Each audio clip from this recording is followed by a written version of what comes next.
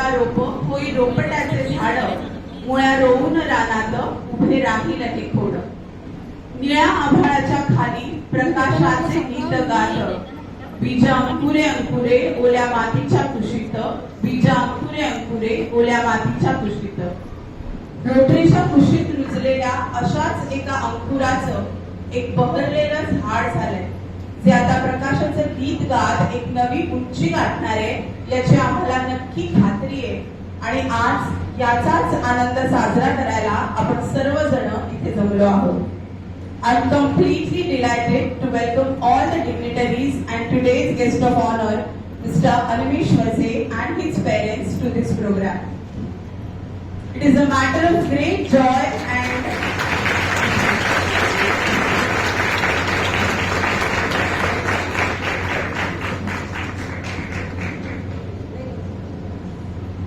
it is a matter of great joy and pride for us to see our alumni Animesh Vaze reaching the pinnacle of success today, and that is why we have grabbed this opportunity to felicitate him. To begin with, I would like to request Honorable Principal Mrs. Bhumika Patel ma'am to welcome Honorable Chairman of Rotary Pratishthan Mr. Bipin Dada Patne sir with a book.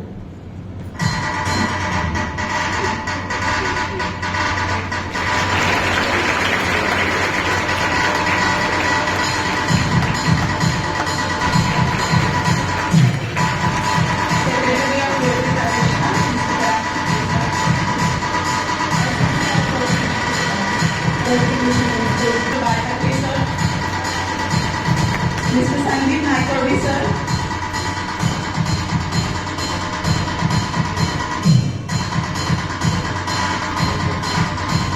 Mr. Sanket Bhutala sir.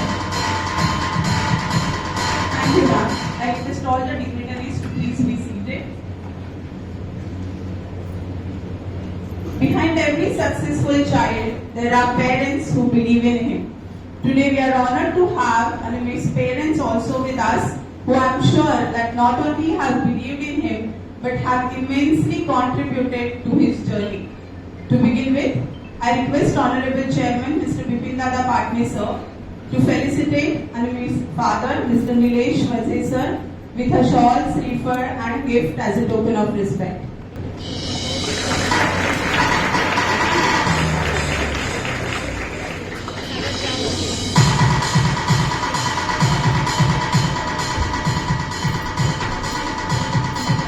Thank you, sir. I request Honorable Principal Patel Madam to felicitate Animesh's mother, Mrs. Amita Vaze, with a shawl, shepherd, and a gift as a token of respect.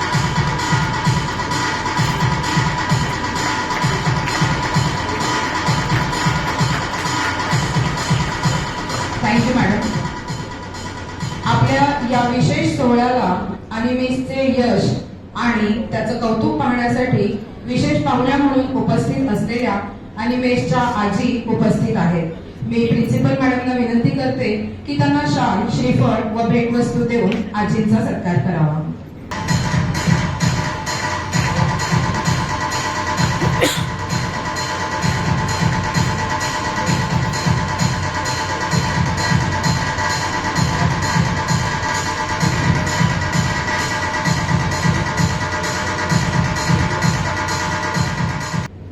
Now I would like to take an opportunity to introduce our today's guest of honor, Mr. Animesh Vaze, who has been a student of Rotary English Medium School from the year 2010 to 2014.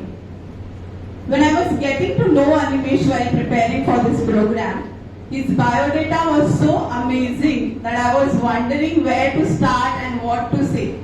But I'm going to try my level best to make a justice to his impressive career journey.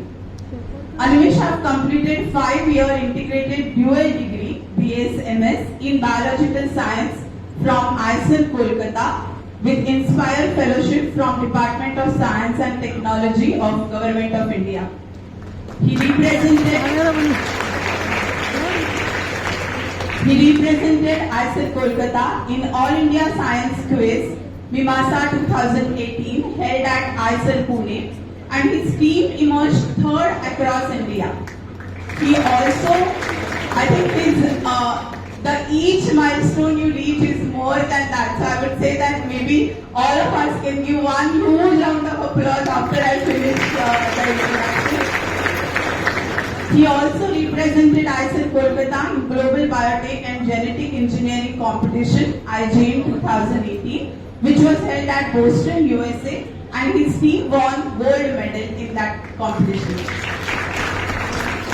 In 2020, he did his 5th year thesis research project at Max Planck Institute of Molecular Physiology, which was in Dortmund, Germany, under Professor Dr. Gerben Vedder. A research paper was published with some contribution from his thesis work. He have also qualified Council of Scientific and Industrial Research, that is CSIR NEET exam in biology with All India rank of 22. In 2021, and this is the most interesting part, and I would definitely request Anish to please talk about this while he will address the student. In 2021, he received Cornell Fellowship to pursue PhD in Biological and Biomedical Science at Cornell University, located in Ithaca, New York, USA. He completed the first year of the PhD program, but he resigned from there and returned to India because he wanted to work in Indian government services and he wanted to pursue his higher studies. In 2022, he started his UPSC preparation and he secured 85th rank in the merit list declared in October 2024. Please give a huge round of applause. And he has done all his preparation on his own. I'm truly at a loss of words to express how admirable his career journey has been so far. Without further delay, I request Honorable Mr. Bipindada Patne sir to felicitate and honor Animesh with a shawl, Srifar, a certificate of honor and a special gift from our school. I request all the dignitaries on the dais to please join Mr. Bipindada Patne sir.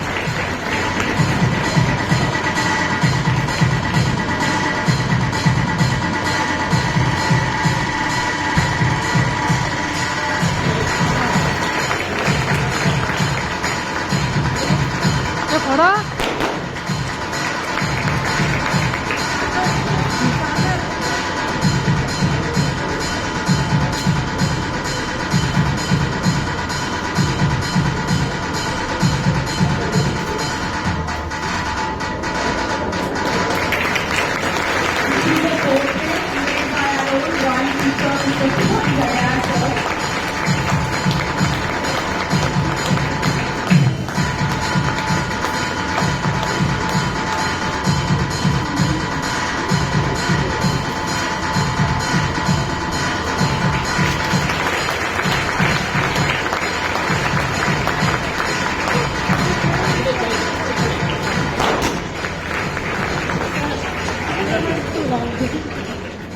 प्रिय अनिमेश वजे व्यास, rotary स्कूलच्या वतीने तुला तुझ्या अद्वितीय यशासाठी मनापासून शाबासकी आणि हार्दिक अभिनंदन.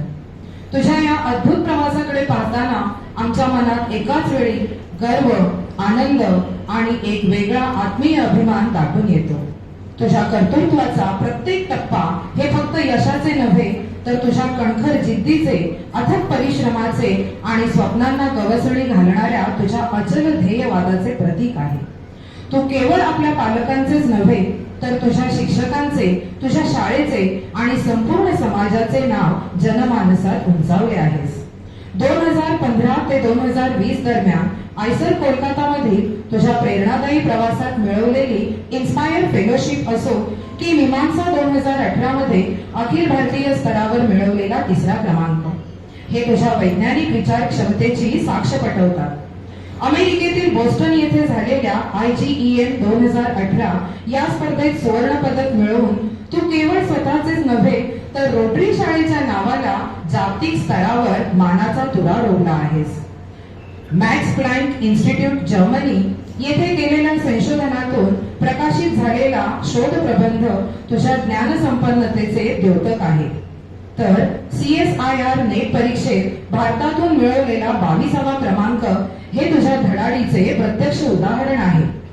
कॉर्नेल युनिव्हर्सिटी USA मधील PhD साठी तुला मिळालेली कॉर्नेल फेलोशिप ही तुझ्या मेहनतीला मिळालेली दाद होती.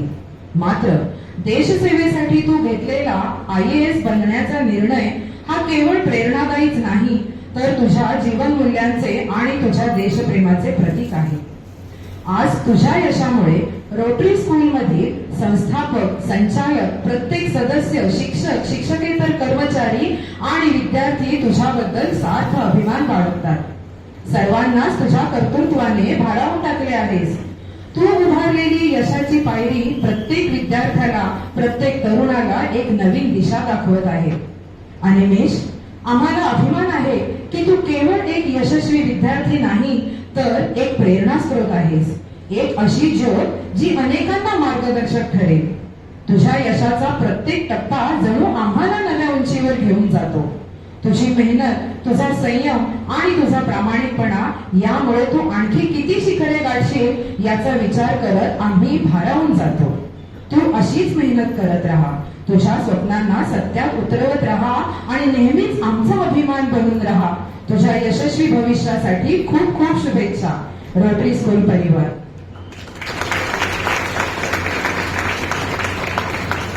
Thank you so much, ma'am. Such a prosperous career doesn't happen in a day. It takes consistent efforts, dedication, and a lot of hard work.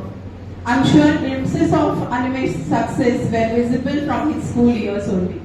To know more about how Animesh was as a student, I invite Mr. Raut sir, who was his class teacher for 2 years when he was in Rotary English Medium School, and he will be sharing a few words about Animesh's days in Rotary.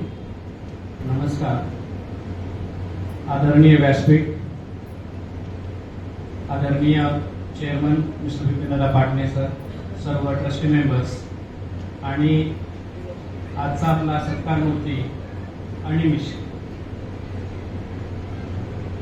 Rotary school वेगवेगळ्या क्षेत्रामध्ये पुढे गेलं. आता हेच एक क्षेत्र राहिलं होतं की सिव्हिल सर्व्हिसेसमध्ये जी एक्झाम, UPSCची एक्झाम ही जगामध्ये अत्यंत टफ एक्झाम मानली जाते. त्या एक्झाममध्ये रोटरीच्या शिरपेच्यात एक मानाचा तुरा, आणि तो जो तुरा आहे तो अनिमेशनं रोवलेला आहे, आणि तो जो ते जे शिखर आहे ते अनिमेशनं पुढे आणलं आहे. आणि त्याला भविष्यामध्ये ही जी या ठिकाणी बसलेली मुलं आहेत, तर यामध्ये ती पुढे येऊन पुढे या एक्झाम मध्ये त्याचा गायडन्स आपल्याला या मुलांसाठी मिळणार आहे. मी काही अनुभव अनिमेशच्या बाबतीमध्ये शेअर करणार आहे. 2 वर्ष अनिमेशचा सहवास एक क्लास टीचर म्हणून आणि सब्जेक्ट टीचर म्हणून मला लाभला. या सहवासामध्ये माझी काही ऑब्झर्वेशन्स आहेत, तर ते ऑब्झर्वेशन्स एक विद्यार्थी म्हणून मी पहिल्यांदा शेअर करतो. एक विद्यार्थी म्हणून त्याच्याकडे पोलाइटनेस हा एक सर्वात महत्वाचा दागिना आहे की जो आताच्या विद्यार्थ्यांमध्ये थोडासा हरवलेला दिसतो. हा जो पोलाइटनेस आहे तो त्याच्याकडे एवढा म्हणजे नम्रता त्याच्या बोलण्यामध्ये ती खूप आहे. ओबिडियन्स जो विद्यार्थ्यांमध्ये हवा असतो तो त्याच्याकडे आहे. आणि त्याचं एक अजून कौतुक असं की तो विद्यार्थी जो आहे तो फक्त या ठिकाणी 11वी आणि 12वीला होता तिथपर्यंतच नाही, तर तो अजन्म विद्यार्थी आहे असं त्याच्याकडे जे काही कौशल्य आहे ते मला बघायला मिळालं. कारण पुढील जर्नीमध्ये सुद्धा त्यानं कधीही तो वेगवेगळ्या क्षेत्रामध्ये प्रावीण्य मिळवलं, परंतु डाऊन टू अर्थ राहिला. ज्या वेळेला त्याचा फोन येतो, ज्या वेळेला त्याचे काही अपडेट्स मिळतात, तो अतिशय विनम्रपणे एक सगळं जे काही सांगायचंय त्याला ते सांगत असतो. आणि हे सांगत असताना दोन्ही पण गोष्टी आमच्याशी शेअर करतो, म्हणजे त्याने मिळवलेले यश सुद्धा, आणि जर तो कुठे चुकला असेल तर ते सुद्धा अगदी प्रामाणिकपणे की जी इतर मुलांना सांगण्याची सवय नसते, की आपण कुठे चुकतो, मला हे करायचं आहे, मी या ठिकाणी अजून कमी पडलोय, आणि या सगळ्या गोष्टी तो अगदी प्रामाणिकपणे आणि कोणताही मनामध्ये संकोच न ठेवता बोलत होता. काही ऑब्झर्वेशन अशी होती की त्यावेळेला ASL म्हणजे असेसमेंट ऑफ लिसनिंग आणि स्पीकिंग हे पहिल्यांदाच इंट्रोड्यूस झालं होतं आणि ट्रिनिटी कॉलेज ऑफ लंडन यांच्याकडून यांच्या आणि सीबीएसई असा तो कोलॅबोरेशनचा जॉईंट प्रोजेक्ट होता आणि त्यांनी ब्रिटिश ऍक्सेंट मध्ये काही व्हिडिओ क्लिप्स पाठवले होते आणि त्याच्यावरती ती एक्झाम होती आणि आम्ही पण असं ठरवलं की आपण पारदर्शक एक्झाम घ्यायची 20 गुणांची एक्झाम होती आणि ते 2 वेळा ते लिसनिंग करायचं आणि ती एक्झाम सोडवायची. तर ब्रिटिश ऍक्सेंट मध्ये आपल्याकडे तसं जास्त फॅमिलियर असणार नाही, पण कौतुक असं की त्या 20 गुणांच्या त्या एक्झाम मध्ये आणि 20ला 20 पैकी 20 मिळाले आणि मी त्यावेळेला अमेज झालो की याचं जे कॉम्प्रिहेन्शन स्किल आहे ते अतिशय ग्रेट आहे आणि मला त्याच वेळेला असं वाटलं होतं. मी अनेक वेळा त्या बाबांशी आणि त्याच्याशी पण शेअर केलं की कॉम्प्रिहेन्शन एवढं चांगलं आहे तर नक्कीच हा भविष्यामध्ये अशा सिव्हिल सर्व्हिसेसच्या एक्झाम मध्ये पुढे जाईल असं मला त्याच वेळेला पण वाटलं होतं. दुसरं असं की अनिमिष हा वर्गामध्ये कसा होता, एक बाकीचे जे मित्र आहेत त्या मित्रांमध्ये मिळून मिसळून राहणं, आपल्या हुशारीचा कुठेही गवगव न करणं आणि प्रत्येक सांगितलेलं काम हे अतिशय मनापासून करणं. म्हणजे इंग्रजीचा एखादा लेसन आपण सांगितलं की उद्या तुला प्रेझेंटेशन करायचं आहे, हल्लीची मुलं काय म्हणतात, सर अजून शिकवलं नाही हो. जो लेसन शिकवलं नाही त्या लेसनचं तो ड्रामॅटायझेशन, त्या लेसनचं प्रिपरेशन करून अतिशय उत्कृष्ट पद्धतीनं तो वर्गाच्या समोर येऊन प्रेझेंट करायचा आणि ही सगळी मुलं बघत राहायची, अरे हा तर लेसन अजून शिकवायचं आहे, सरांनी याला सांगितलं काय आणि हा प्रिपरेशन करून येतो आणि अशा वेगवेगळ्या गोष्टी तो वर्गाच्या समोर दाखवायचा. म्हणजे त्याच्याबरोबर बाकीची मुलं होती आणि जर काही चुकलं तर अतिशय विनम्रपणे तो ज्यावेळेला ओपन डेट असायचे, एकदा असंच झालं की त्याला काही गोष्टी सांगायच्या होत्या आणि आई ओपन डेला येणार होती आणि तो त्यावेळेला येऊ शकणार नव्हता. तर त्याने काय केलं असेल, इतर मुलांना तसं सुचलं नसतं कदाचित, पण त्यानं एक लेटर लिहिलं, माझ्या नावे वेगळं लेटर लिहिलं आणि सांगितलं की सर नेहमी आम्ही इंग्लिशला सांगतो ना की तुम्ही जर घरी राहिला तर मे बी दुसऱ्या विषयाचा अभ्यास करत असाल आणि म्हणून त्याच्यामध्ये लिहिलं की सर मी इंग्लिशचाच अभ्यास करतोय. म्हणजे काही गोष्टी अशा असतात की त्या लेटर मधून अजूनही ते लेटर म्हणजे 12वी मध्ये लिहिलेलं ते जपून ठेवलंय आणि आज तुला पाहण्यासाठी मी ते पुन्हा घेऊन आलोय. म्हणजे काही गोष्टी अशा असतात की मुलं ही त्यांच्या मनापासून ते शेअर करतात आणि त्यांच्या आठवणी म्हणून त्या आपण जपून ठेवल्या पाहिजे आणि म्हणून अशा एका गिफ्टेड चाइल्डचे अशा काही आठवणी आम्ही आमच्या हृदयामध्ये जपून ठेवलेल्या आहेत.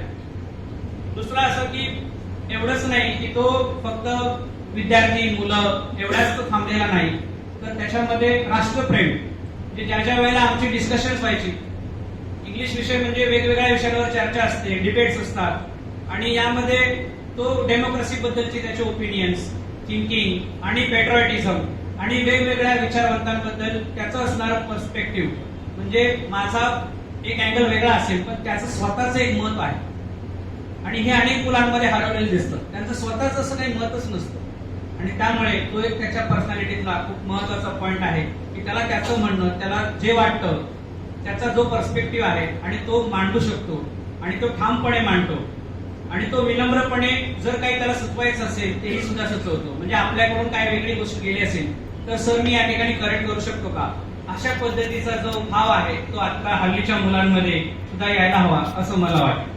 आणि आपल्या ज्या काही प्राचीन भाषा आहेत त्याबद्दल असणारं त्याचं प्रेम म्हणजे संस्कृत भाषा. तर संस्कृत भाषेविषयी सुद्धा त्याची खूप आवड आहे आणि तो 12वीच्या पेपरमध्ये मला एकदा विचारलं की सर मी संस्कृत सुभाषित त्या पेपरमध्ये लिहू शकतो का, कारण खूप चांगली सुभाषित आपल्या भाषेमध्ये आहेत, आपल्या कल्चरमध्ये आहेत. तर मी सांगितलं की 100% लिहू शकणार, फक्त ते काय आहे की म्हणजे इटालिक मध्ये ते लिहायचं, इंग्लिशच्या याच्यामध्ये लिहायचं आणि तो जर उत्कृष्ट तू रेफरन्स दिलास आणि फायनल एक्झाम मध्ये सुद्धा त्यानं खूप चांगला परफॉर्म केला आणि आपल्या 12वीच्या एक्झाम मध्ये सुद्धा तो आपल्या या कॉलेजचा पहिला म्हणजे 11-12 मध्ये जी बॅच होती ते पहिल्या 12वीच्या बॅचचा हा टॉपर आहे. असे जे अनुभव आहेत आणि आता हे झाली शाळा, पण ज्यावेळेला तो इथून गेल्यानंतर सुद्धा काही असे त्याच्या जर्नीमध्ये काही चढ उतार आले आणि त्यामध्ये मी असंच एकदा त्याला भेटायला गेलो होतो आणि तो खूप हळवा झाला होता मी म्हटलं की नेमकं असं काय झालंय की तू एवढा हळवा झालायस. तर त्यानं त्यावेळेला त्याच्या आजोबांचा एक्सपिरियन्स माझ्याशी शेअर केला आणि म्हटलं की मी आता अभ्यास करतोय, सगळं आहे, पण या सगळ्या अनुभवामध्ये सुद्धा मला आज आजोबांची जी मिसिंग होते ती खूप जाणवते. म्हणजे आज आपल्या घरामध्ये आजी आजोबा असतात आणि आपण कदाचित त्यांच्याकडे ते लक्ष देत नाही, पण याचा तो वेगळा अँगल मी ज्यावेळेला त्याच्याशी बोललो त्यावेळेला तो मला जाणवला. म्हणजे असे म्हणजे तो जितका हळवा आहे तितकाच तो दृढनिश्चयी सुद्धा आहे. म्हणजे त्याने एकदा दृढनिश्चय केला की तो ते करतोच आणि म्हणूनच त्याच्या या दृढनिश्चयाला आमच्या रोटरी स्कूल कडून खूप खूप शुभेच्छा आणि भविष्यात सुद्धा त्याच्या मनामध्ये ज्या इच्छा आहे अजूनही त्याला या क्षेत्रात पुढे जायचंय त्यासाठी मी शुभेच्छा देतो आणि या ठिकाणी थांबतो. जय हिंद जय महाराष्ट्र. नमस्कार. आपण सर्व मान्यवर व्यासपीठावरील भूषण आणि निमिषे सर्व गुरु यांना पहिले मी वंदन करतो. सरस्वतीच्या आधी गुरुचा माणूस, त्यामुळे मी पहिलं वंदन सरस्वतीला न करता गुरुंना केलं.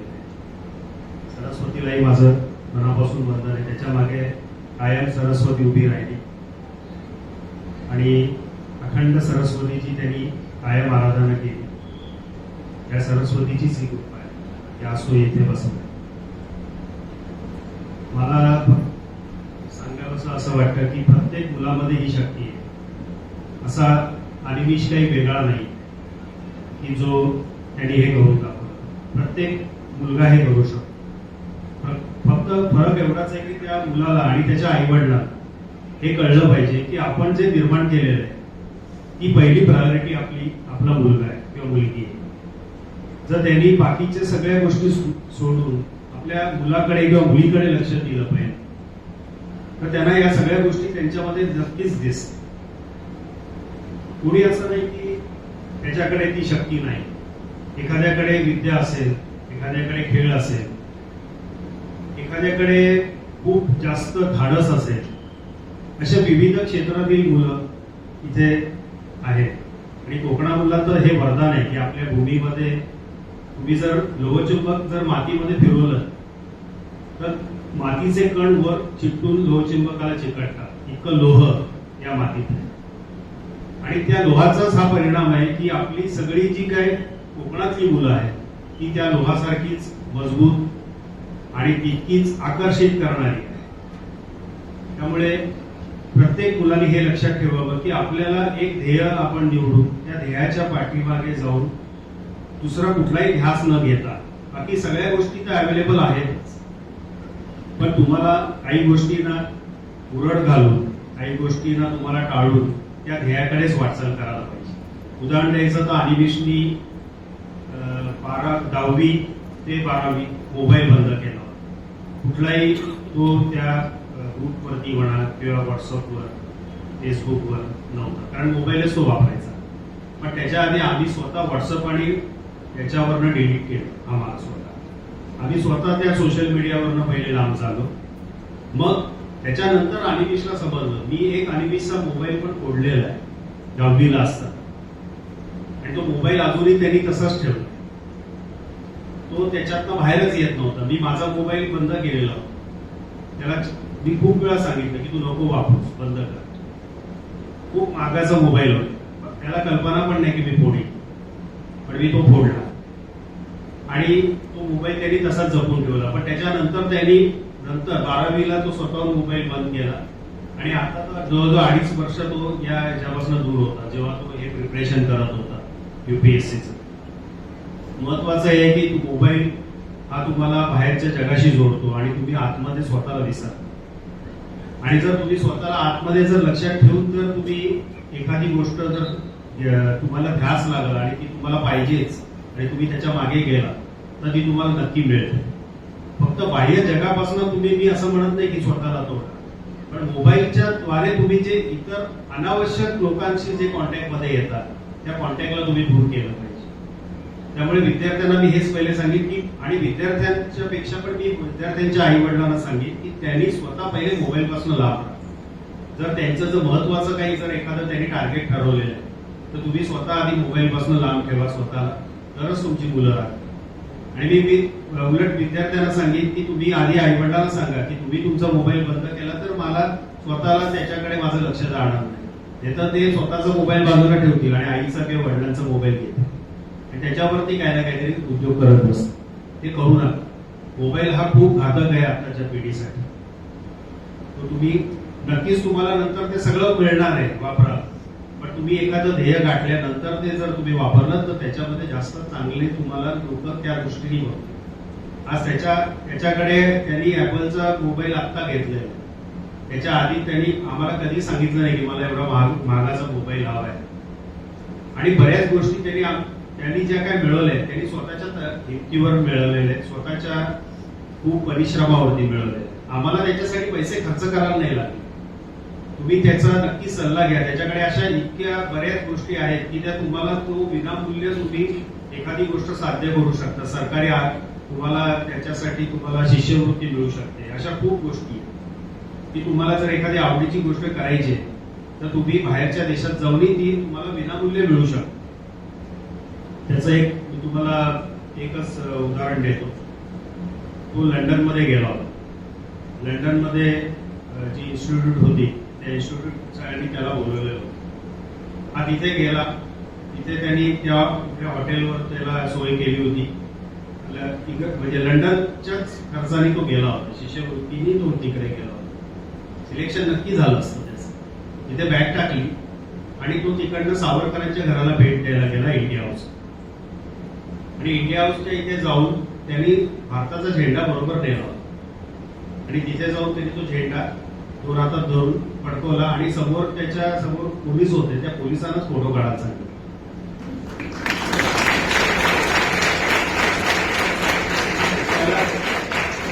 त्याला माहित होतं की यामुळे कदाचित मला इथे निवड होणार नाही माझी, पण त्यांनी त्याची पर्वा केली नाही. कारण त्यांनी ते आतमध्ये जे देशप्रेम मगाशी सरांनी सांगितलं ते त्याच्यामध्ये जिवंत होतं. आणि तो तिथे झाल्यानंतर तेच झालं. इकडच्या टीमनी त्याला बोलवलं, त्याच्याबरोबर फोटोही काढला, त्याला त्याच्या नोट्सवरती सहीही दिली आणि नंतर अगदी सभ्य भाषेत सांगितलं की अरे तुझ्यामध्ये एवढं देशप्रेम आहे तर आम्ही तुमच्यासाठी एवढे का पैसे खर्च करायचे. म्हणून त्याला ते त्या ठिकाणी ऍडमिशन मिळाली नाही, परत आला. पण त्याला ते जास्त म्हणजे प्राऊड वाटलं की मला त्यांनी बोलवून मला माझ्याबरोबर फोटो काढून मला सांगितलं आणि माझं देशप्रेम मान्य केलं. हे फार महत्वाचं.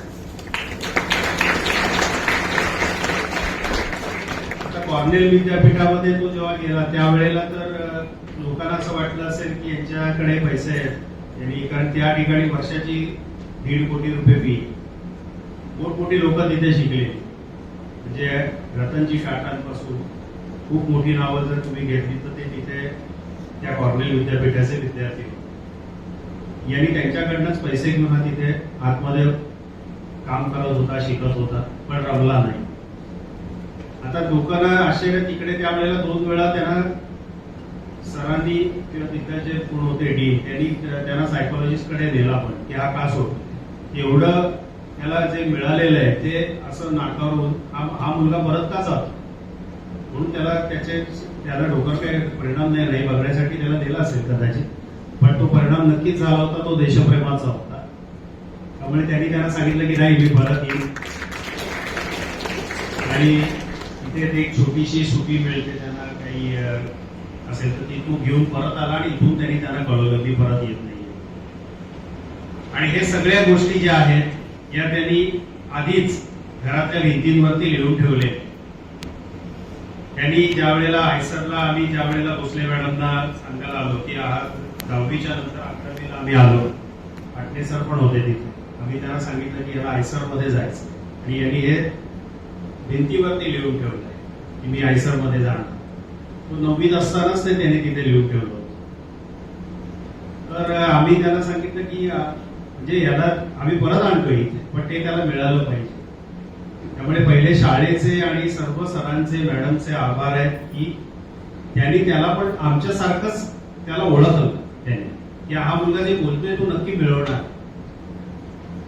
विशेष करून राहुल सरांचं पण मला कौतुक करावंसं वाटतं की राहुल सर कायम त्याच्याशी तो ज्या वेळेला 8वी पासून आलेला होता 8वी ते 10वी त्यांचा सहवास झाला होता. त्यावेळेला त्याच्यानंतरही कायम राहुल सरांशी त्याचा कॉन्टॅक्ट होता, बोलायचा तो. त्यानंतर राऊत सरांशी त्याचा कॉन्टॅक्ट होता. सगळ्यांशी म्हणजे जसं काय आपलाच मुलगा आहे किंवा आपला कोणी भाऊ आहे लहान, या पद्धतीने ते त्यांना दोघेच कायम समजवायचं. पाटणे सरांचं तर आम्हाला म्हणजे पूर्ण सहकार्य मिळालंच, त्याबद्दल आम्ही शतशः ऋणी आहोत. आणि या शाळेचे मुख्य करून ऋणी आहोत की आम्ही जे ओळखलं त्या मुलाला घडवताना आम्हाला शाळेने पूर्ण साथ दिली आणि आम्ही या शाळेचं ऋण कधीही विसरू शकणार नाही. आणि मी अनिमिषला विनंती करीन, म्हणजे मी आता त्याला विनंतीच करायला पाहिजे की शाळेने कधी त्याला बोलवलं आणि कुठल्याही याच्यासाठी तो जर इथे आलेला असेल आणि त्याला वेळ नसेल तरी पण त्यांनी वेळात वेळ काढून शाळेसाठी आणि इथल्या विद्यार्थ्यांसाठी आणि या कोकणासाठी नक्की वेळ द्यावा, एवढी विनंती करतो. आणि सर्व विद्यार्थ्यांना शुभेच्छा देतो की तुम्ही तुमचं क्षेत्र निवडा, त्याचा एक गोल ठरवा की मला इथे पोहोचायचं. मग ते खेळातलं असू दे, कुठलंही असू दे. तुम्ही असं नका ठरवू की मला अनिमिष सारखं व्हायचं, तुम्ही तुमच्यासारखे व्हा. आणि आई वडिलांना एक अशी आणखी एक विनंती करेन की ज्याप्रमाणे एखादा उपग्रह हा वातावरणाच्या पलीकडे टाकताना अग्निबाण जसा असतो, तसा अग्निबाणाप्रमाणे तुम्ही जर स्वतःला आग लावून घेतली तरच तुमचा उपग्रह वातावरणाच्या पलीकडे पोहोचेल. थँक्यू. नमस्कार. सन्माननीय व्यासपीठ याला नमस्कार. अनिमिषच्या बाबांचं बोलणं आता मी ऐकलंच. खूप वर्षांनी शाळेत आलोय आणि शाळेमध्ये खूप छान बदल, खूप मुलांना प्रेरणादायी अशा प्रकारे शाळा सजवली यासाठी म्हणते की आपल्या आवडीची गोष्ट असते ना ती आपण सजवतो. तर तशी ह्या म्हणजे संचालक मंडळ, प्रिन्सिपॉल आणि सगळे शिक्षक यांचा पहिल्यापासूनच अनिमिषला आणि प्रत्येक विद्यार्थ्याला खूप प्रेम मिळालं आणि अक्षरशः म्हणजे त्या सगळ्या मुलांना जपलं शाळेने आणि अजूनही त्यांचा तसाच प्रयत्न मला दिसतोय इथे शाळेमध्ये. शाळेमध्ये भारत मातेचं मंदिर खाली हे केलंय, ती गोष्ट मला खूप आवडली. कारण प्रत्येक मुलाला आपल्या देशासाठी चांगलं करण्याची प्रेरणा मिळाली पाहिजे. अनिमिष जेव्हा आयसरला त्याची निवड झाली तेव्हा त्याच्या वडिलांनी 1000 फटाक्यांची माळ लावली. मी त्यांना म्हटलं की आणखी थोडा वेळ वाजायला पाहिजे होती ती माळ, असं मला वाटलं की पटकन संपली. त्याच्यावर ते म्हणाले नाही, 1000 मुलं सिलेक्ट झाले, त्या प्रत्येक मुलासाठी एक फटाका आहे म्हणून मी 1000ची माळ आणली, त्याच्यावर 10,000ची. तर हा विचार जिथून सुरू होतो तिथे मग पुढे मुलांना पण तसं प्रेरणा मिळत जाते. आणि म्हणून आई वडिलांनी पण म्हणजे जे यांनी सांगितलं तेच मी थोडंसं पुढे हे करते. 1 जानेवारी 2022 पासून अनिमिषनी मोबाईल वापरला नाही, तो 10 ऑक्टोबर 2024 पर्यंत. आणि तो माझा मोबाईल शेअर करत होता कोणाशी बोलायचं असेल काय. तर आपल्याला सुद्धा म्हणजे थोडं पहिले मलाच असं थोडंसं ऑड वाटायचं काहीतरी. आपल्याला इतकी सवय झालेली असते, तो मोबाईल आपला जसं काही अवयव झालेला असतो. पण ते म्हणजे पालकांना सुद्धा आपल्याला समजवायला लागतं स्वतःला की नाही, त्यांनी जे ध्येय ठेवलंय त्या दिशेने चालण्यासाठी पूर्ण टीमवर्क, आमच्या दोघांचं पण ते तसंच पाहिजे तरच ते आपल्याला साध्य करते. कारण ध्येयच कठीण जर आपण ठरवलं तर ते साध्य करायला रस्ता पण तेवढा खडतर असणार आहे, काटेकुट्यांचा असणार आहे. आणि हेही सांगते की 1 जानेवारी 2022 पासून आजपर्यंत आमच्या घरातला टीव्ही बंद आहे.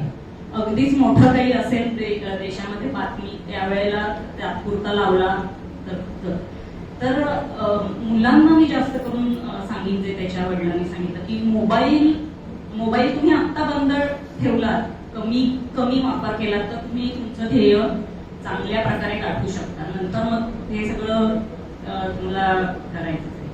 आणि शाळेने खूप प्रेम दिलं. आज पण इतक्या प्रेमाने तुम्ही स्वागत केलं त्याचं आणि आधी तुम्ही खूप छान जपलं त्याला. तर त्याच्याबद्दल मी तुमच्या सगळ्यांचे आभार मानते.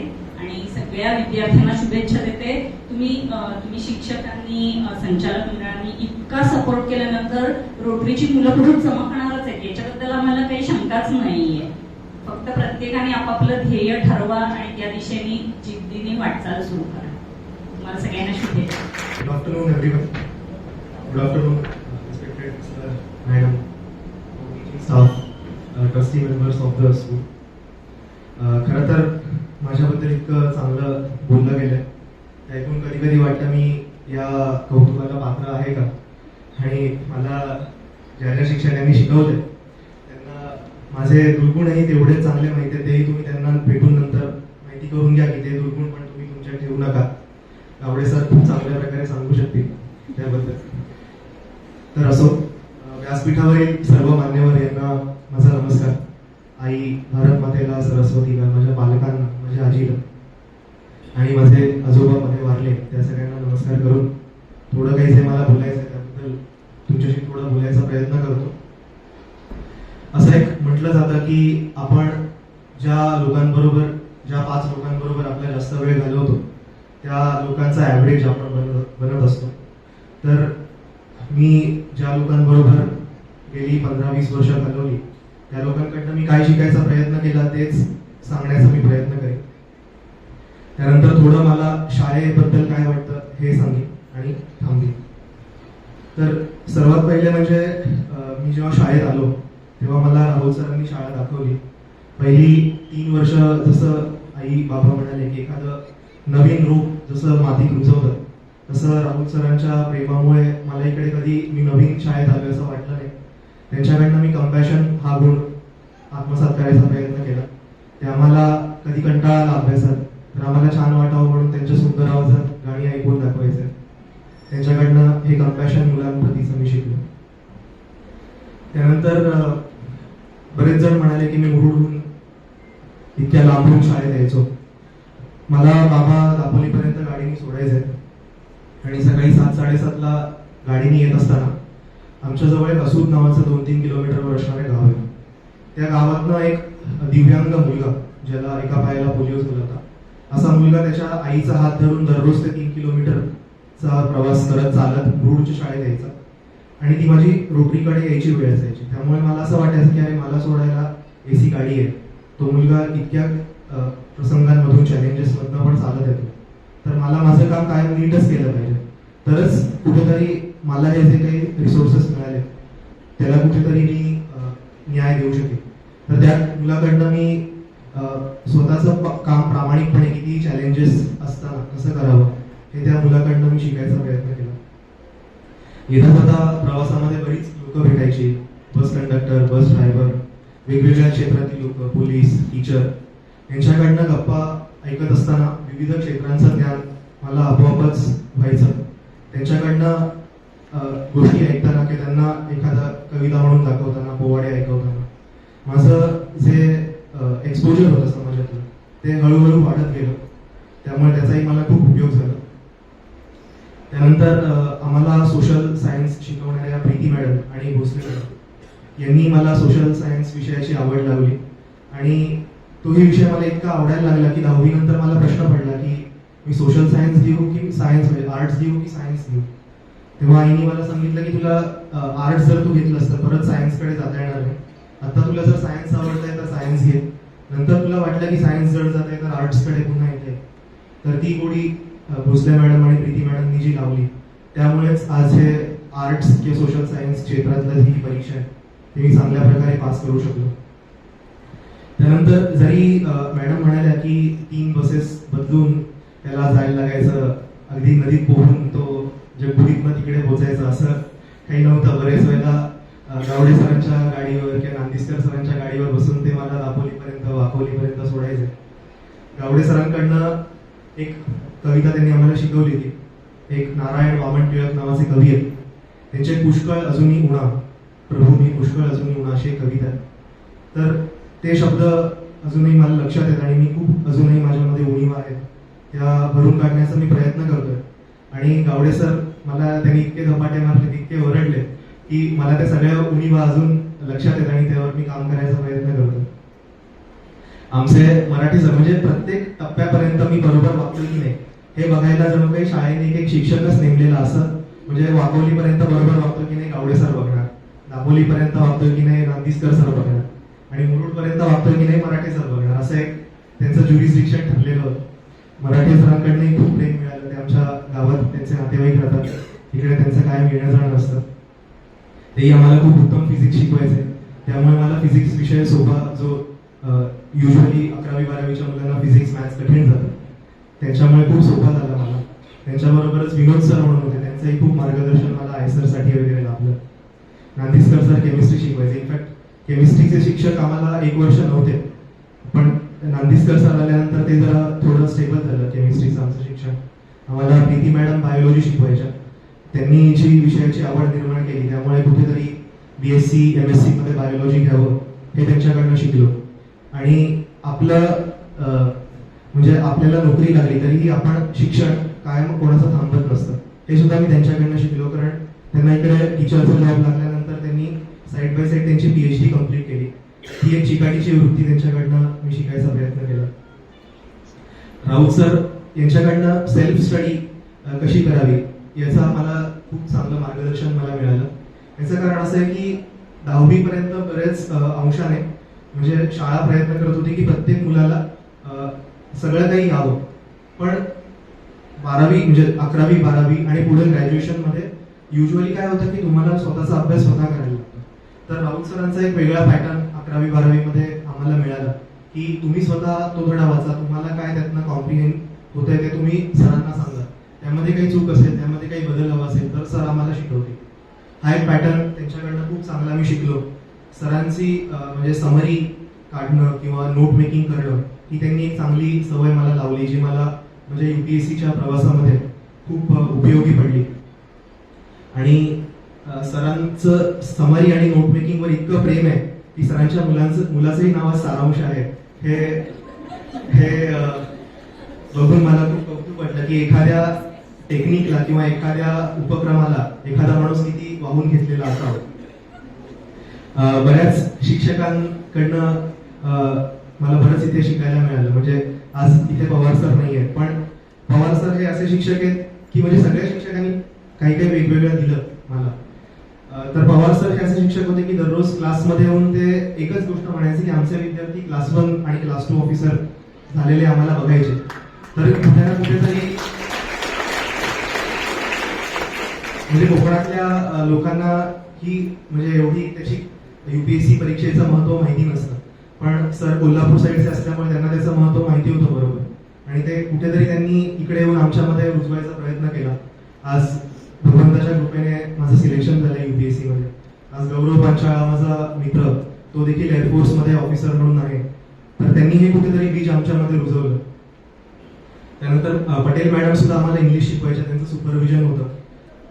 भोसले मॅडम यांचं सुद्धा सुपरविजन होतं. पटेल मॅडम, भोसले मॅडम आणि बिपिन दादा पाटणे या तिघांनी पर्सनल लक्ष देऊन प्रचंड मेहनत घेतली शाळेवर. म्हणजे जसे माझे आई वडील म्हणाले की प्रत्येक पॅरेंटनी मुलावर संपूर्ण लक्ष देऊन त्यावर एक प्रोजेक्ट म्हणून काम केलं पाहिजे. तसं जणू काही शाळा हे त्यांचं एक मुलंच आहे. अशा प्रकारे बिपिन दादांनी, भोसले मॅडमनी, पटेल मॅडमनी या शाळेवर काम केलंय. त्यामुळे इतकी चांगली न्यूज आज शाळेला मिळते. वेगवेगळ्या क्षेत्रामध्ये शाळेतली मुलं पुढे जातात. अजून कोणाचं नाव घ्यायचं जर राहिलं असेल, म्हणजे खूप सारी लोक आहेत. म्हणजे आमचे भालेकर काका आहेत, नितीन दादा आहे, ते आम्हाला किंवा मावशी आहेत, ते आम्हाला 11वी-12वीच्या राऊंड्स चालू असताना कॉफी आम्हाला आणून द्यायच्या. सोनवळकर मॅडम आहेत, म्हणजे त्यांच्याकडनं मी काय शिकलो तर मी आर्ट शिकू शकलो नाही असं मी खंत व्यक्त करीन की त्या वेळेला आम्हाला शाळेमध्ये लेक्चरला साबण आणा, क्राफ्टचे पेपर आणा असं काही काही सांगायच्या. मात्र एकतर मी ते विसरून आणायचो नाही किंवा कधी कधी आणायचा कंटाळा करायचं. तर तसं तेव्हा करायला नको होतं. तर तुम्ही प्रत्येक विषयामध्ये लक्ष देऊन तो विषय नीट शिका. तुम्हाला जर स्पोर्ट्समध्ये आवड असेल तर त्याचा अभ्यास नीट करा. म्हणजे प्रत्येकाला काही पुस्तकी अभ्यासातच रस असेल असं नाही. तुम्हाला जर डान्समध्ये इंटरेस्ट असेल, आर्ट्स अँड क्राफ्ट्समध्ये इंटरेस्ट असेल. आता आमच्या वर्गात आर्या मोरे नावाची मुलगी होती. ती सुद्धा मी जर्मनीत असताना तिकडे जर्मनीमध्ये आर्ट्स आणि क्राफ्ट्समध्ये पुढचं शिक्षण घ्यायला आली होती. तर त्यामध्येही बराच स्कोप तुम्हाला आहे. वेगवेगळ्या सरकारच्या म्हणजे भारत सरकारच्या, जर्मनीच्या किंवा युएसच्या वेगवेगळ्या क्षेत्रातल्या स्कॉलरशिप्स असतात, फेलोशिप्स असतात, त्या तुम्हाला उपलब्ध होतील. म्हणजे कुठे आपल्याकडे पैसा नाही किंवा आपल्याकडे अमुक अमुक गोष्ट नाही म्हणून आपलं शिक्षण थांबेल, आपल्याला त्यामध्ये पुढे जाता येणार नाही अशी खंत आजच्या जगामध्ये उरलेली नाहीये. इनफॅक्ट आपले ट्रस्टी मेंबर हे इतके चांगले आहेत की जरी तुम्ही त्यांना रिक्वेस्ट केली आणि तुम्हाला एखाद्या क्षेत्रात पुढे जायचं असेल तरी ते सुद्धा तुम्हाला ते फंड्स किंवा ते रिसोर्सेस शाळेमध्ये उपलब्ध नक्कीच करून देतील.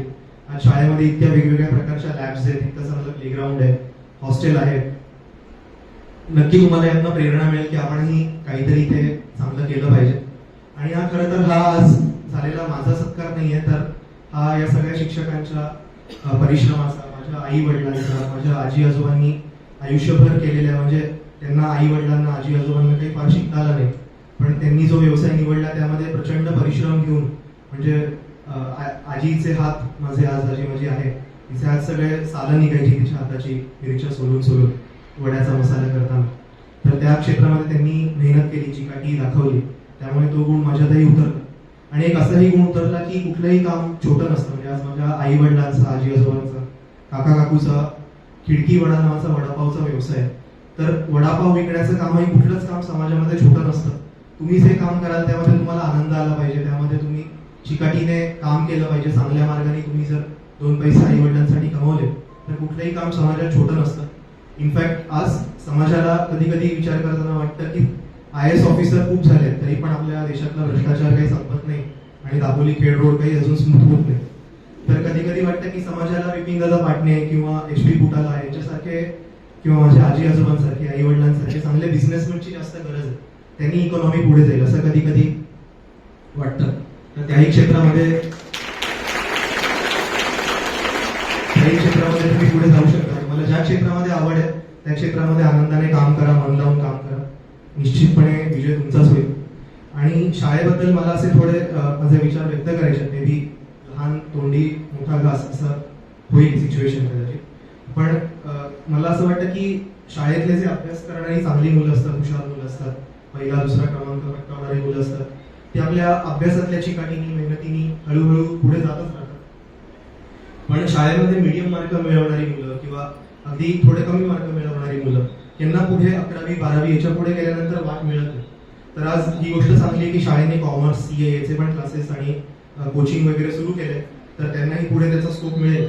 पण एक इन्क्युबेशन सेंटर जर आपल्याला इथे करता आलं की आता विपिन दादांना, दादा सरांना, या सगळ्यांना बिझनेस मधला खूप अनुभव आहे, तर चांगला बिझनेस कसा तुम्हाला करता येईल समाजामध्ये, आपल्या जिल्ह्यामध्ये, असं कुठे प्रशिक्षण, इन्क्युबेशन, त्यांना थोडं स्टार्टअप फंड असं कुठे काही आपल्या शाळेच्या मार्फत किंवा ट्रस्टच्या मार्फत करता आलं तर तसं एक करण्याचा विचार आपण करावा की जेणेकरून ज्या मुलांना अभ्यासामध्ये रस असेल पण बिझनेसमध्ये रस असेल तेही मग मुलं पुढे जातील. आणि दुसरी एक गोष्ट म्हणजे ज्या मुलांना बिझनेसमध्येही रस नाही, अभ्यासातही रस नाही, पण खेळामध्ये प्रचंड रस आहे. आता आमच्या वर्गात अक्षय रेडेकर नावाचा मुलगा होता, आवडे सरांचा फेवरेट, तर त्याला रनिंगची जाम आवड होती. आज तो रिलायन्स कंपनीमध्ये खूप चांगल्या नोकरीवर आहे. त्याचे वडील मध्ये गेले तरी पण तो त्याच्या आईला पगार कमवून चांगला सांभाळतोय, हे त्याचं सक्सेस आहे त्याच्या क्षेत्रातील. तर अशा मुलांना समजा नॅशनल लेवलवर, इंटरनॅशनल लेवलवर त्यांचं स्पोर्ट्समध्ये पुढे जाता आलं तर तेही शाळेला खूप भूषणास्पदच असेल. तर तसं एक आता 2036 मध्ये नरेंद्र मोदीजी हे भारतामध्ये ऑलिम्पिक्स करण्याचा त्यांचा प्रयत्न आहे आणि आज 2024 चालू आहे, तर 12 वर्ष ही कुठल्याही ध्येय साध्य करायला कमी वेळ नाही, खूप वेळ आहे. तर एक शाळेने आणि ट्रस्टनी जर असं मनात ठरवलं की आपल्या रोटरीतला एक मुलगा, 2 मुली हे कॉमनवेल्थ गेम्समध्ये, एशियन गेम्समध्ये, ऑलिम्पिक्समध्ये इकडे देशाचं प्रतिनिधित्व, शाळेचं प्रतिनिधित्व त्यांच्या हातनं घडावं. तर आता आपल्याकडे इतका समुद्र किनारा आहे, पण आज सुद्धा भारतामध्ये स्विमिंग, सेलिंग, बोटिंग या क्षेत्रामध्ये कुठलाही खेळाडू आंतरराष्ट्रीय ऑलिम्पिक्समध्ये अजून गेलेला नाही किंवा ऐकिवत नाही. तर असं कुठे आपल्या इथल्या समाजाला, कोळी समाजाला किंवा वेगवेगळ्या समाजातल्या लोकांना तसं प्रशिक्षण देता आलं, स्पोर्ट्समध्ये त्यांना पुढे नाव करता आलं, तर ती ही एक खूप मोठी कामगिरी रोटरीच्या मार्फत होईल नक्कीच. आणि पूर्वी असं होतं की रत्नागिरी जिल्ह्यामध्ये जर चांगलं शिक्षण घ्यायचं असेल तर तुम्ही दापोलीला जा. दापोलीला एक KG हायस्कूल शाळा आहे, अनेक शाळा आहेत, तिकडे टिळक शिकले, साने गुरुजी शिकले, अशी एक अख्ख्या जिल्ह्यामध्ये एक न्यूज होती. तर आता रोटरीच्या मेहनतीने, विपिन दादांच्या मार्गदर्शनाने, इथल्या शिक्षकांच्या मेहनतीने, विद्यार्थ्यांच्या इंटरनेटमुळे ते आता दापोली इकडचं ते वातावरण बदलून आता खेळमध्ये असं एक हब तयार होते, ही खूप एक चांगली गोष्ट आहे. अशीच शाळेची भरभराट व्हावी आणि हा सत्कार जो झालाय माझा, तो माझा नाही, हा शाळेचा आहे. अजून माझे आजोबा नेहमी सांगायचे की आपण शिखरावर पोहोचलो असं कधी म्हणू नये, कारण शिखरावर पोहोचलो तर पुढचं पाऊल खालचं उताराचं असतं. त्यामुळे अजून आपण चढतोय. मीही एक विद्यार्थी आहे, त्या प्रोसेसमध्ये अजून आहे. तर असेच मला तुमचे आशीर्वाद लाभोत, शाळेच्या शुभेच्छा लाभोत. सगळ्या शिक्षकांना माझे नमस्कार. जे जे वैयक्तिक भेटता ज्यांना येईल त्यांना मी भेटून त्यांचे पाय पदस्पर्श मी करीनच, पण एक सगळ्यांना तुम्हाला इथूनच एक नमस्कार, सगळ्या नॉन टीचिंग स्टाफ सगळ्यांना. आणि तुमचा आशीर्वाद कायम सोबत ठेवा, तुमचं प्रेम ठेवा कायम. आणि मी कायम विनम्र राहून माझ्या हातनं जी काही छोटी मोठी देशाची समाजाची सेवा मला करता येईल ती माझ्या हातनं घडो असा आशीर्वाद द्या, इतकंच सांगतो. Good afternoon sir. पहिली गोष्ट तर तुमची मला खूप आवडली की तुम्ही एवढं करून सुद्धा सगळं दुसऱ्यांना क्रेडिट देताय, म्हणजे स्वतःचं तुम्ही असं काहीच नाही केलं. जसं सर बोलले तेव्हा की म्हणजे तुम्हाला दुसरं अनिमेश वाचे नाही म्हणायचं, तर तेवढा मी बनू पण नाही शकणार, पण मी माझं बेस्ट देईन की मी पहिली तनिषा चव्हाण जरूर बनेन. आणि म्हणजे माझा असा प्रश्न आहे की आता आमचे मेजर टेस्ट वगैरे होत असतात, कधी चांगले मार्क पडतात कधी खराब पडतात, पण एका पॉईंटला असं वाटतं हा मी स्वप्न खूप मोठे बघते पण तेवढं मी करते का नक्की, म्हणजे असं त्या मुवमेंटला हँडल करणं खूप कठीण होऊन जातं. म्हणजे ते कसं टॅकल करतं? पहिली गोष्ट म्हणजे मी अशी सांगेन की माझ्या वेळेला रोटरीमध्ये जी सिस्टीम किंवा पॅटर्न होता तो खूप वेगळा होता आणि आता रोटरीमध्ये जो पॅटर्न आहे तो खूप वेगळा आहे. त्यामुळे बेस्ट गाईड तुमचे जे आता शिक्षक आहेत तेच तुम्हाला त्या सिच्युएशनमध्ये काय करा असं चांगलं सांगू शकते. पण फेलियर्स खूप येतात कुठल्याही प्रोसेसमध्ये. आता मी जे UPSCमध्ये होतो, म्हणजे मीही मधनं टेस्ट देऊन बघायचो की किती अभ्यास झाला आहे, कसं मला येत आहे. तर कधी कधी चांगले मार्क मिळायचे, कधी कधी निगेटिव्ह फीडबॅक असायचा. प्रत्येकाची पद्धत वेगळी आहे. युजली मी माझ्या मेथडमध्ये काय करायचो, तर एखाद्या टेस्टमध्ये कमी मार्क आले तर मग मी थोडे दिवस टेस्ट न देता अभ्यासावर जास्त जोर द्यायचो. मग आपोआप पुढच्या टेस्टमध्ये मार्क वाढायचे. मग काय होतं की कुठलं पण फिलिंग असतं ते 1-2 दिवसांनी नॉर्मल परत माइंड होऊन जातं. मग परत अभ्यासात लक्ष लागायला लागल्यावर आणि अभ्यास चांगला झाल्यावर पुढच्या टेस्टमध्ये चांगले मार्क यायचे. सो असं करून तू बघू शकतेस. आणखीन एक माझी प्रोसेस होती की बाबा जरी म्हणाले मी फोन वापरला नाही तरी अभ्यास करत असताना मी लॅपटॉप वापरायचो आणि कधी कधी कंटाळा आला तर यूट्यूबवर एखादी कॉमेडी किंवा असं काहीतरी बघायचो. खूप वेळ कधी कधी जायचा माझा, 1-1.5 तास जायचा जेवता बघताना. तर मी एक अकाउंटिंग म्हणजे सिस्टीम ठेवलेली अकाउंटेबिलिटीमध्ये की जरी मी वेळ घालवला तरी मी बाबांना जाऊन सांगेन की बाबा मी 1-1.5 तास वेळ घालवला. बाबा जर म्हणायचं अरे असं नको करू, असं केलंस तर कसं आपण पोहोचणार तिथे. सो एक तुझी एक अकाउंटेबिलिटी तू सिस्टीम ठेवू शकतेस की कधी असं वाटलं तुला, तुझे पॅरेंट्स असतील, तुझे टीचर्स असतील, तुझे एखादी फ्रेंड असेल की तिला जाऊन तू सांगू शकतेस की अरे मला असं फील होतं आहे. मग ते तुला थोडं नॉर्मल काहीतरी सजेशन देतील. असं की नो वरीज की परत प्रयत्न कर, पुढच्या वेळेला चांगले मार्क देतील. आणि इन द एंड असं खूप वेळेला होतं की मध्ये ज्या परीक्षा होतात त्या परीक्षांमध्ये मार्क कमी येऊन आपण नाराज होतो. पण कायम तुझा जो फोकस आहे ना तो मेन एक्झामवरती ठेव. म्हणजे तुझ्या उलट्या प्रकारचे काही मुलं असतील की त्यांचे या अशा मध्ये होणाऱ्या एक्झाम्समध्ये खूप चांगले मार्क येत असतात. मग ते अभ्यास करायचा बंद करत असतील किंवा त्यांना कंटाळा येत असेल अभ्यास करायचा. पण तुम्ही प्रत्येकाने जर फायनल एक्झामवरती फोकस ठेवलं की त्या दिवशी मला परफॉर्म करायचं आहे तर छोटे छोटे मध्ये येणारे अप्स किंवा डाऊन्स हे तुम्हाला जास्त ट्रबल नाही करायचे. थँक्यू. आणि आय एम प्रेटी शुअर की तू पहिली तनिषा चव्हाण होशील. Best luck. Good afternoon sir. Actually तुम्हाला खूप कॉंग्रॅच्युलेशन्स आणि तुमचे वर्ड्स खूप इन्स्पायरिंग होते.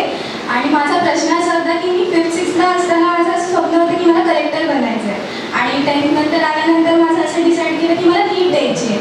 मग त्यानंतर आता सगळे एंटायरली सब्जेक्ट्स वेगळे असतात की PCB होऊन जातं ते. मग त्यानंतर जर सपोज काय ट्राय करायचं असेल कलेक्टर व्हायचं तर काय करायचं? मला तरी असं सांगावंसं वाटेल की तुझ्या प्रोसेसमध्ये आणि ज्या स्टेपमध्ये आहेस तिकडे फोकस करून अभ्यासाची मजा घ्यायचा प्रयत्न कर. कारण इन दिस प्रोसेस म्हणजे UPSC असेल किंवा बाकी कुठल्या परीक्षांचा अभ्यास असेल कुठे ना कुठेतरी तुम्हाला ती प्रोसेस आवडायला लागते. म्हणजे तुम्हाला खेळायचं आहे IPL किंवा तुम्हाला खेळायचे रणजी किंवा रिप्रेझेंट इंडियाला क्रिकेटमध्ये करायचं आणि तुम्हाला नेट प्रॅक्टिस करणं आवडत नसेल आणि तुम्ही फक्त सचिन तेंडुलकरचे पोस्टर लावलेत भिंतीवरती तर तुम्ही तिथपर्यंत पोहोचणार नाही. त्याच्याच उलट जर तुम्ही आत्ता जे काही तुमचं नीटचं चालू आहे कोचिंग PCB चालू आहे त्याच्यामध्ये इंटरेस्ट घेऊन जर अभ्यास करत राहिला तर कुठल्याही प्रकारचा अभ्यास आवडीने करायची एक सवय लागेल तुमच्या मनाला. आणि जसं राऊत सर गाईड करतात तशी एक सेल्फ स्टडीची एक सवय लागेल. आणि ते जास्त एक इम्पॉर्टंट स्किल आहे जे तुम्हाला कुठल्याही प्रोसेसमध्ये गाईड करेल.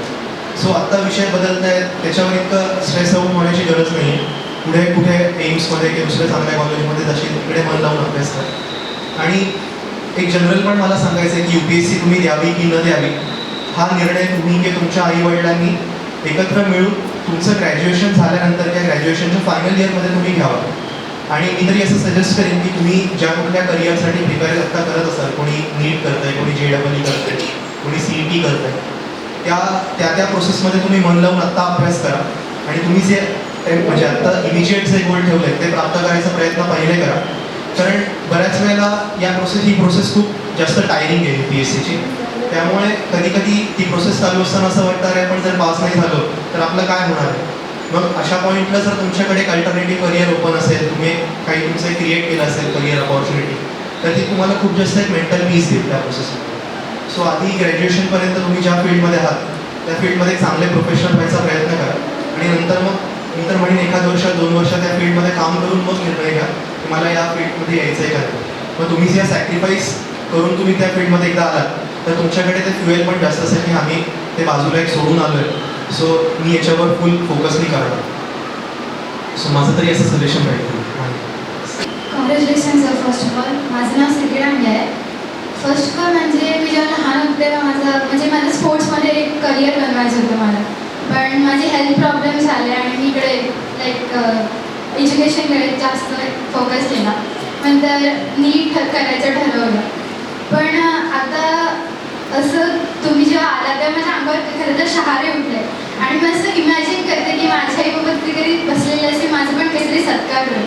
पण कधी कधी असं होतं ना नीटमध्ये की फॅमिली प्रेशर्स असतात, पिअर प्रेशर्स असतात, तर तुम्ही त्या गोष्टींना करताना कसं डील केलं. म्हणजे तुम्ही किती त्या स्ट्रेसेसना कसं फेस केलं किंवा तुमच्याकडे काय असं प्रॉब्लेम्सला कसं फेस केलं, टॅकल केलं, काही ट्रिक्स वगैरे काय असतं ते. म्हणजे अशी एन्झायटी तर होतेच, म्हणजे प्रत्येक फील्डमध्ये होते, मलाही व्हायची. माझ्या एक्सपिरियन्समध्ये ती एन्झायटी जर तू फोन वगैरे यूज करत असशील तर ती वाढते. आय होप आणि आय ट्रस्ट की तुझे पॅरेंट्स खूप सपोर्टिव्ह असतील तुझ्या प्रोसेसमध्ये. सो मी तरी माझ्या पॅरेंट्सवरती राहुल सर, मराठे सर, विनोद सर, राशी मॅडम या प्रोसेसमध्ये त्यांच्यावरती म्हणजे 11th-12th किंवा आत्तासुद्धा त्या प्रोसेसवरती टीचर्स आणि पॅरेंट्सच्या एका सपोर्ट सिस्टमवर डिपेंडेंट होतो. आणि 3-4 असे फ्रेंड्स ठेवलेले की जेव्हा काही असं एन्झायटी वाटायची तर मी त्यांना फोन करून थोड्या गप्पा मारायचो. त्यांच्या फील्डमध्ये काय चाललं आहे, ते काय करत आहेत त्याचं जरा अपडेट घ्यायचं. तर थोडं मी सोशल कॉन्टॅक्ट कमी केलेला. सो त्यांनी जरा पिअर प्रेशर आणि एन्झायटी कमी करायला मदत झाली मला. So you can try that out. पण इन जनरल म्हणजे मला त्या प्रोसेसमध्ये मजा येत होती अभ्यास करताना. सो ती प्रोसेस चालू असताना मला असं कधी वाटलं नाही की अरे एन्झायटी आली आहे किंवा दुसरं काही. म्हणजे परीक्षा जवळ आलेली असताना अभ्यास संपला आणि आता रिव्हिजन चालू करायचे तेव्हा कधी वाटायची एन्झायटी. पण मग असे थोडे मेथड्स वापरून मी ते टॅकल करायचे.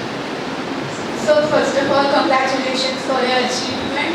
And as you mentioned earlier, मतलब पहले आपने कहा था कि आप कंफ्यूज थे कि आपको सोशल साइंस ऑप्ट करना है यानी आर्ट्स ऑप्ट करना है या फिर आपको साइंस ऑप्ट करना है. This thing also happened with me. मतलब similarly हुआ था. But then I eventually chose for science. But मेरे को आपसे मतलब क्वेश्चन ये है कि आपको पहले से अंदर डिसाइडेड था कि आपको सिविल सर्विसेज ज्वाइन करना है या फिर आपने बाद में डिसाइड किया था यू हैव टू मतलब आपको सिविल सर्विसेज के लिए ये करना होता है. सिविल सर्विसेज मतलब जो भी बच्चा पढ़ाई में अच्छा होता है वो कहीं ना कहीं उसको एक इनपुट मिलता है पेरेंट्स से, सोसाइटी से या टीचर्स से कि UPSC देख लो क्या चीज़ है. तो ऐसे इनपुट तो मुझे मिले थे एजुकेशन के दौरान. बट मैंने उसको इतना सीरियसली कंसीडर नहीं किया था क्योंकि जो भी चल रहा था वो मुझे पसंद आ रहा था. जब मुझे वहाँ पे जाके PhD का प्रोसेस पसंद नहीं आया फिर मैंने सोचा कि मैं क्या लाइफ में और करके देख सकता हूँ, क्या मुझे पसंद आएगा. और मुझे लगा कि कोई सोशली ओरिएंटेड फील्ड जहाँ पे किसी की सेवा करने का मौका मिले, किसी की हेल्प करने का मौका मिले, वहाँ पे थोड़ा मुझे अच्छा लगेगा. ये 2 कमरों के बीच में ऑफिस वर्क मुझे पसंद नहीं आ रहा. तो तब लकीली मेरा एक जो सीनियर था कॉलेज का वो UPSC में clear okay Indian foreign service में आ गया. तो उसने मुझे गाइड किया था लकीली. तो तब मैंने डिसीजन लिया कि मुझे सिविल सर्विस की तरफ जाना चाहिए। मतलब ये थॉट तो मैंने जरूर दिया था कि सिविल सर्विस किसी दिन देखा जा सकता है, बट मैंने कभी पढ़ाई स्टार्ट नहीं करी है, उसको सीरियसली कभी सोचा नहीं जब तक वहाँ पे मुझे PhD में बोर ना हुआ। तो उसके बाद मैंने सोचा, जैसे मैंने कहा कि मतलब पहले भी डिसाइड करके रखना बैक ऑफ द माइंड ठीक है, कोई उसमें बुरी चीज़ नहीं है, बट पहले जो चल रहा है उसमें कोशिश करो कि उसमें आपको मज़ा आए। और अगर अभी इसमें मज़ा नहीं आ रहा है तो ऐसी चीज़ ढूंढो कि जिसमें आपको आगे आपको 3 साल ग्रेजुएशन करना है, 5 साल मास्टर्स करना है, तो ऐसी चीज़ ढूंढो जिसमें आपको वो 3 या 5 साल इन्वेस्ट करने में मज़ा आए। एक्सप्लोर कर सकते हो, मतलब ऐसे कभी सोचना मत कि अभी आप साइंस में हो तो अभी आप फिर से आर्ट्स में जाओगी, साइकोलॉजी या कुछ हिस्ट्री परस्यू करोगी तो कोई मुझे जज करेगा, ऐसे मत सोचना।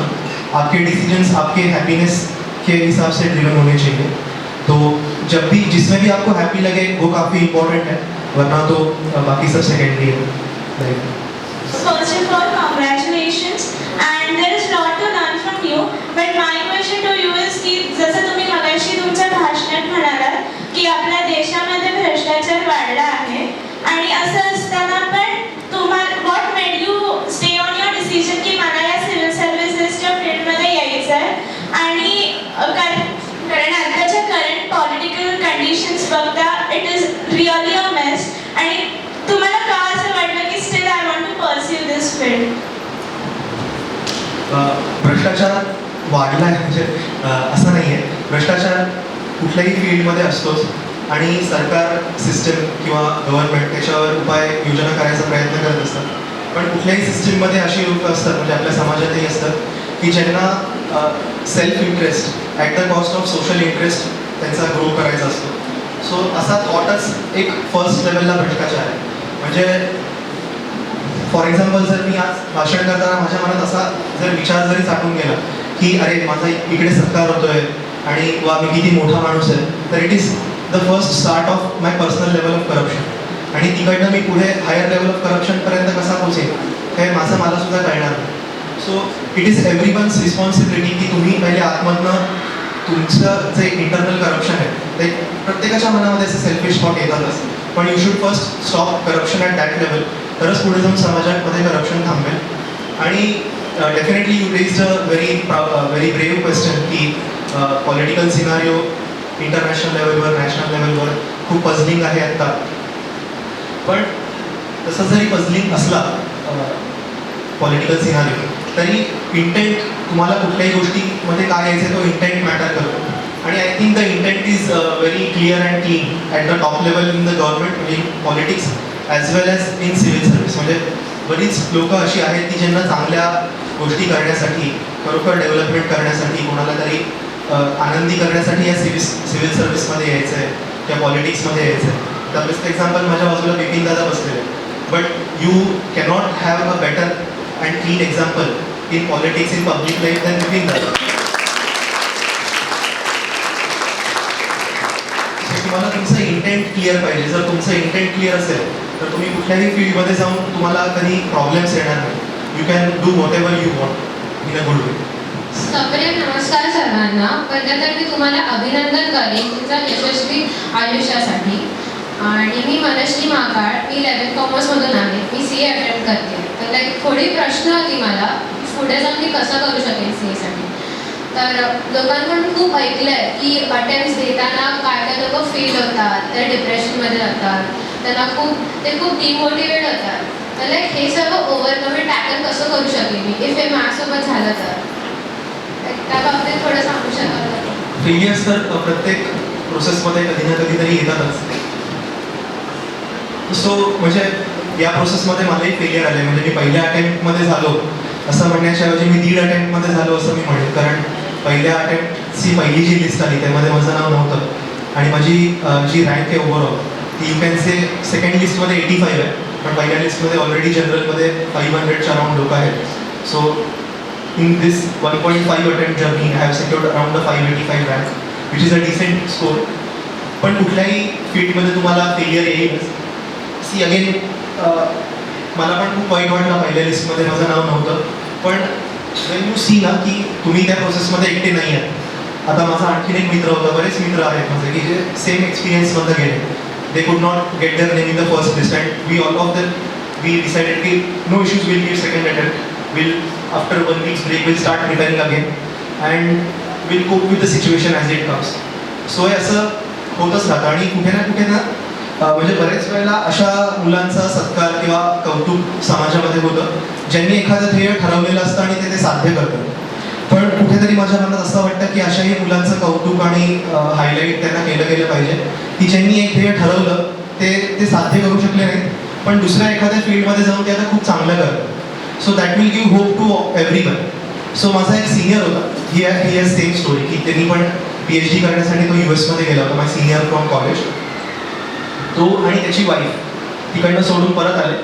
Both of them started preparing for civil service exam in UPSC. His wife is now an IPS officer, whereas my senior could not clear the exam. Despite that, I always call him and I feel very happy after talking with him. म्हणजे त्याच्याशी बोलताना मला असं कधी जाणवलं नाही की त्याच्या मनामध्ये इन्फिरियरिटी कॉम्प्लेक्स आहे की त्याला असं वाटतं अरे I could not clear the exam. So this happiness in whatever field you choose or whatever field you change later also, you should get happiness from that field. आणि असे खूप सारे लोक याचे फील्ड चेंज करून किंवा select होऊन सुद्धा इकडे सर्व्हिसमध्ये थांबत नाही, they resign and do something else beautiful in their life. So कुठल्याही एक पाथ हा एंड ऑफ लाईफ किंवा एंड ऑफ करिअर नसतो. You can always change. म्हणजे आता मी PhDला गेलोच होतो, I change my track and I came in. So even if I wish you all the best and I really feel that you will crack CA, but even if that doesn't work out as you plan, you will become an IAS officer. Who knows? Hello sir, congratulations to you. My name is Pratham Sri Mandavkar. I have chosen NEET. मी आधी राजापूरला होतो. घरापासून कधी चांगली होतो, म्हणजे 10वीपर्यंत राजापूर. पहिल्यांदाच मी घरातून बाहेर आलो, मी खेळले आलोय. तर घरात एवढी अटॅचमेंट आहे ना की लक्षात लागत नाही माझं. मी हॉस्टेलला येते बॉयज हॉस्टेलला. तर प्रॉब्लेम काय होत आहे, अभ्यास करायला गेलो ना तर घरची आठवण बसते, हाच मोठा प्रॉब्लेम येते. त्यामुळे मार्क्स पण एवढे येतात ना, आठवडाभर झाला की घरात जायची एवढी लागते मला. लेटर येईल क्लासचे लगेच मग सायन्स प्रॉब्लेम करतात. तर म्हणजे कसं बेस करू मी, आणि त्या मार्क्स खूप लो आहेत माझे. पण माझं ड्रीम्स आहेत खूप मोठे आले.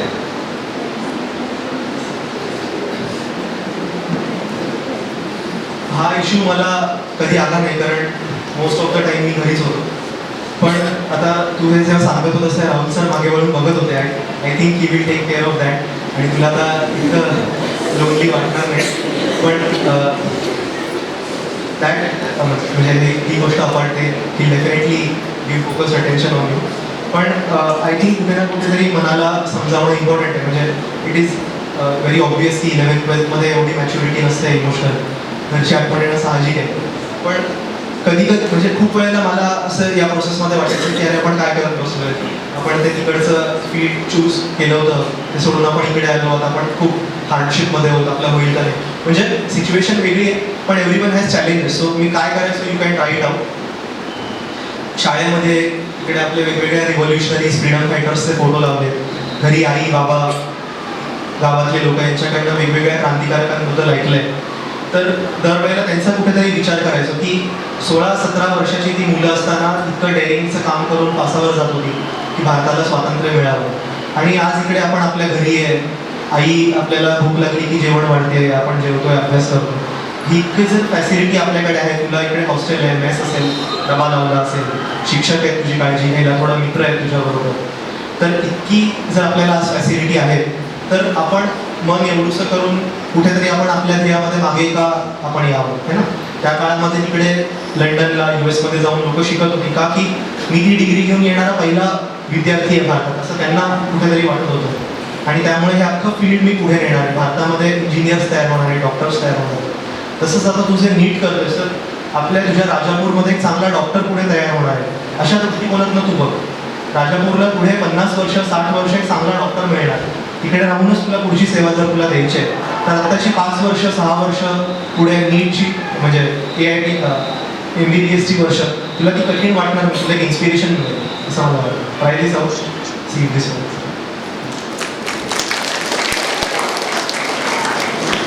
Good afternoon sir. First of all hearty congratulations for your achievements. तर माझा असा प्रश्न होता की लाईक माणसाची लोकांची टेंडन्सी असते प्रोक्रॅस्टिनेट करायची, की आज नाही उद्या करू, उद्यापासून करू, परवापासून करू, किंवा एका पॉईंटला असं वाटतं की नाही मला हे करायचंच नाही, आपण ते हे करतो, गिवअप करतो अभ्यासावर. सो ह्यासाठी काही स्ट्रॅटेजी आहेत का, म्हणजे ह्याला आपण हे करू शकतो, ओव्हरकम करू शकतो? सो प्रत्येक विद्यार्थ्याची पर्सनची स्ट्रॅटेजी वेगळी असते to cope with such psychological issues. Procrastination म्हणजे मला पण खूप वाटायचं. युजली जेव्हा म्हणजे 3 पायऱ्या असतात UPSCमध्ये, प्रिलिम्स, मेन्स, इंटरव्ह्यू.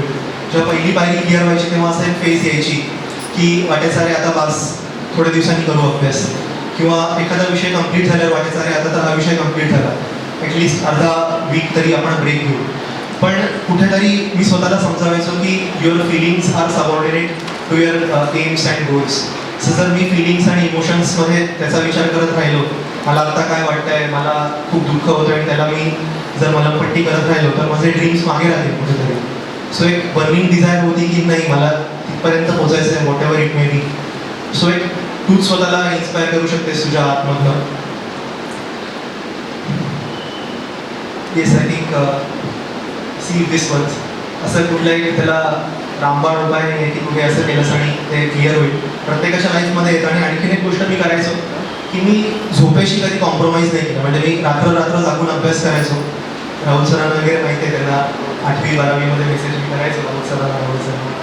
तर रात्र जागून मी अभ्यास करायचो. पण मला जेव्हा झोप यायची ना तेव्हा मी 6, 7, 8, 9, 10, 11, 12 तास मी कधी गजर लावून उठायचो नाही, अलार्म लावून. मला जेव्हा झोप यायची तेव्हा मी झोपायचो आणि जेव्हा जाग येईल तेव्हा मी उठायचो.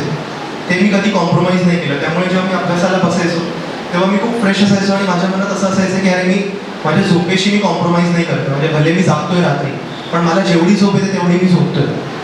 त्यामुळे मग एक कुठेतरी असायचं की अरे जर आपण आता 12 तास झोपतोय तर किमान 14 तास तरी आपण अभ्यास केला पाहिजे, तरच हे कुठेतरी पुढे जाईल का. नाहीतर 12 तास झोप आणि 8 तास 6 तास अभ्यास केला तर ते काही गणित बसणार नाही. सो यू कॅन सिलेक्ट की तुम्हाला असं कसं ट्रीट करायचं स्वतःला.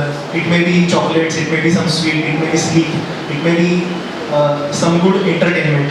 सो असं कुठे तुम्ही ठरवा की ते तुम्हाला कुठेतरी इन्स्पायर करतं की अरे आता आपण एवढं मजा केली इतके दिवस किंवा इतके तास, मग आता थोडा अभ्यास पण केला पाहिजे. As we are reaching towards the end of the program, I would like to spell out words of thanks to all the dignitaries present over here for this program. I extend heartfelt gratitude to dear Animesh Vase for accepting our felicitation and inspiring our students. I also thank you, Animesh, for your remarkable contributions to the reputation of our school. I also wish to acknowledge the fortuitous presence of Mr. and Mrs. Vase and their grandma for being a significant part of this program. I wish to place on record my sincere thanks to Mr. Bipin Dada Patne sir, the chairman of this institute, as well as I would like to say thanks to all our trustee members, respected principal Mrs. Bhumika Patel madam, and our all section coordinators. We also thank a team of devoted teachers and non-teaching staff for their contribution to this event. I believe the successful conduct of such mega events requires a stream of blessings and well wishes from all stakeholders. So we thank all of you who have made this program successful. With the permission of Honorable Chairman Mr. Bipin Dada Patne sir, this felicitation program is concluded. Thank you all of you once again.